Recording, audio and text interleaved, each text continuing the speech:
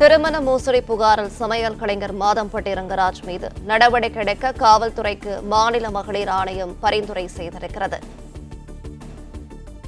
கூடுதல் விவரங்களை செய்தியாளர் கதிரவன் வழங்கிட கேட்கலாம். கதிரவன் வணக்கம், இது குறித்தான மேலும் விவரங்களை சொல்லலாம்.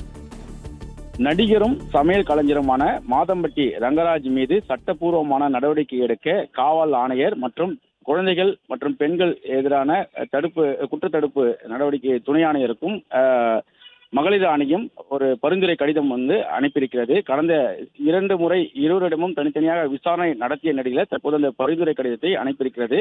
குறிப்பாக மாதம்பட்டி ரங்கராஜ் மீது ஜாய் கிருஷ்ணா சென்னை காவல் ஆணையத்தில் புகார் ஒன்று அளித்திருந்தார். அதில் ரங்கராஜ் எனது கணவர் என்றும் நாங்கள் திருமணம் செய்து கடந்த 2 ஆண்டுகளாக ஒன்றாக வாழ்ந்து வருவதாகவும், ஆனால் 2 மாதங்களாக அவர் என்னை விட்டு விலகிவிட்டார் என்றும், அது மட்டுமின்றி என்னிடம் இருந்த தொடர்பையும் முற்றிலும் துண்டித்துள்ளார் என்றும், அவரை நேரில் சந்திக்க முயன்ற போதும் 2 முறை என்னை அடித்து விரட்டியுள்ளார் என்றும், என் வயிற்றில் வளரும் குழந்தைக்கு ரங்கராஜ் தான் தந்தை என்றும், எனக்கும் என் குழந்தைக்கு நேர்ந்த இந்த ஏமாற்றத்திற்கு அவர் பொறுப்பேற்க வேண்டும் என்றும், அவர் என்னுடன் சேர்ந்து வாழ காவல்துறை நடவடிக்கை எடுக்க வேண்டும் என்று காவல் ஆணையரிடத்தில் புகார் அளித்திருந்தார்.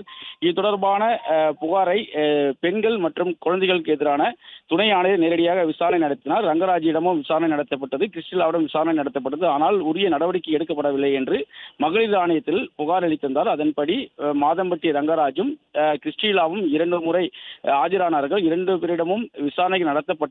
இந்த நிலையில்தான் ஜாய் கிருஷ்ணாவுக்கு குழந்தை பிறந்திருக்கக்கூடிய நிலையில சட்டப்பூர்வமான நடவடிக்கைகள் எடுக்கப்பட வேண்டும் என்று காவல் ஆணையருக்கும் மற்றும் பெண்கள் மற்றும் குழந்தைக்கு எதிரான குற்றத்தடுப்பு பிரிவு துணை ஆணையருக்கும் மாநில மகளிர் ஆணையம் பரிந்துரை கடிதத்தை அனுப்பியிருக்கிறது. இருவருக்கும் சம்மன் அனுப்பப்பட்டு 2 முறை விசாரணை மேற்கொள்ளப்பட்டு வந்த நிலையில் தற்போது மாநில மகளிரிடம் கடிதம் அனுப்பியிருப்பது குறிப்பிடத்தக்கது. இதனால் விரைவில் அவர் மீது சட்டப்பூர்வமான நடவடிக்கை எடுக்கப்படும் என்றும் எதிர்பார்க்கப்படுகிறது.